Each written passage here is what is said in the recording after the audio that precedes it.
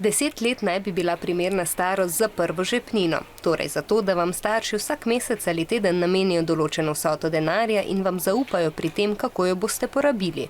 Prvo žepnino sem dobila, ko sem bila stara 9 let. Jaz dobim denar takrat, ko ga potrebujem ali pa, ko je mami dobre volje, pa mi da malo denarja, ampak ne vem, če temu lahko rečem žepnina. Da pa žepnine ne dobivam, se mi nekako včasih zdi bedno, če se tako izrazim. Žepnina ni nekaj samoumevnega, ne? Ker vemo, da si vse družine ne morejo privoščiti, da bi otrokom dajali žepnino. Z denarjem pa skrbneje ravnajo mladi, ki morajo v zameno za žepnino opravljati hišna opravila.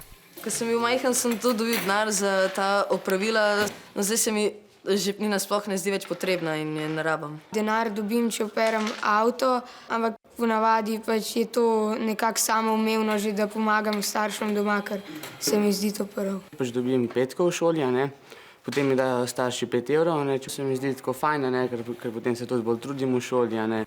Mladi z denarjem delate zelo premišljeno. Varčujem, tak velik zvezek imam in napišem, kjer mesec je bil, koliko sem dobila žepnine, kaj bi si rada kupila in koliko bi mi potem še ostalo za ostale stvari. Včasih porabim za to, da si grem kupiti kaj za jesti, sladkarije, drugače pa ta denar šparam, da si lahko kupam stvari, ki jih potrebujem, ki si jih želim. Torej tudi pri vas velja, kamen do kamna palača.